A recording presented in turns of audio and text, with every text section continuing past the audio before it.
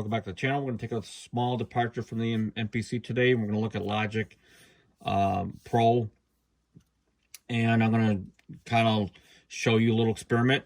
I have taken some of my personal expansion packs and converted them to the EXS 24 with the Logic, and a lot of this was attributed to the fact that I am exploring alternative options to have my custom sounds backed up into a different file format, just in case something happens and I switch platforms, or Akai goes out of business or whatever, or Akai updates a new firmware that locks you out of using third-party expansions, where they have to sort of vet them in order to use them.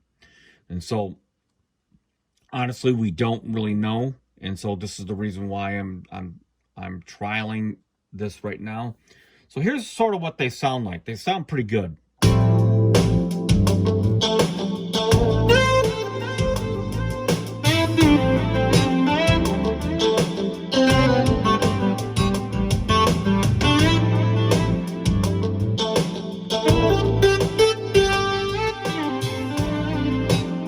Okay, that is those sounds converted to here. Now, there's a lot of work on the front end and the back end in order to do this.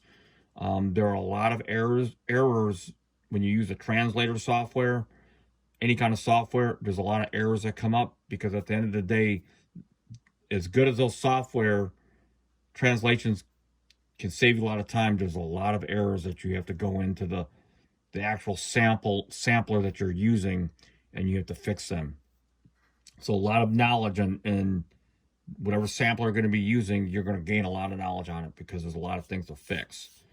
Second thing, in order to get the sounds accustomed to the way you like to use them, it's going to change whether you're using Contact, Halion, in this case, EXS 24.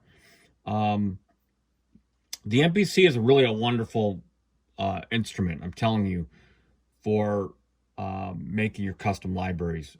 By default, it's actually in what Logic calls channel strip setting. By default, that's what the MPC is in.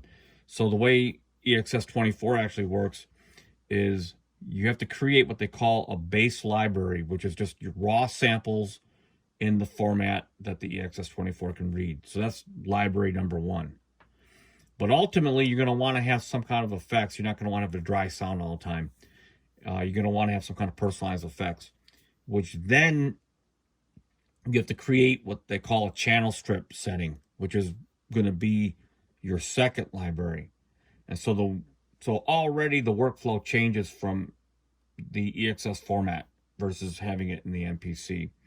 And so what ends up happening is what you'll end up doing, you have two choices. You'll either create some auxiliary buses, which is fine. You can create a bunch of auxiliary buses that you can route your dry samples through, which is probably the easiest way. But if you're like me, you want a custom sound. So you're going to use what they call channel strip settings for your really highly customized sounds that are very personal. And so the main takeaway from going to this format of the EXS is that your libraries are just not going to be the same as they are in the MPC. You're going to have to make some kind of concessions, unless I go back and reprogram every single effect that I did, which is almost impossible to do. So the best case scenario, you can make it close, but you're not going to make it as exactly like how you have on the MPC. Now, the second thing, there are a lot of bugs in the EXS software sampler that date way back, and especially with drum programs and all that. So it doesn't address drums. It's not the most efficient way to address drums, and there are some bugs with cutoff groups and so forth. But I'll leave it to y'all, who really use the EXS 24 to make those decisions, whether that's the sampler of choice. But some of the cool parts about the EXS is that if you happen to be a Logic user and you don't mind using Logic, this is kind of like almost like the complete control, where you get access software UI access to get to your sounds, which is really convenient. As you can see on the left-hand side, you know, I can go from here to here to there or whatever. You know, go to here.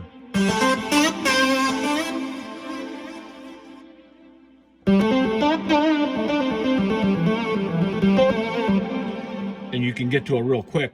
Now, the other alternative, if you're still here, is that if you do the contact, which I'm not crazy about contact either, by the way, but if you do contact, you could theoretically, if you've got a Native Instruments complete control, if you thought it was worth doing, you could make your own really snazzy interface and then get to your own sounds from the contact.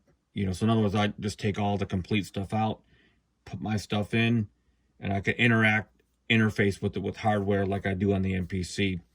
And that would be something to think about as well. But the whole idea was to experiment with an alternate platform so you have a plan B if it came down to it. So until next time, peace out.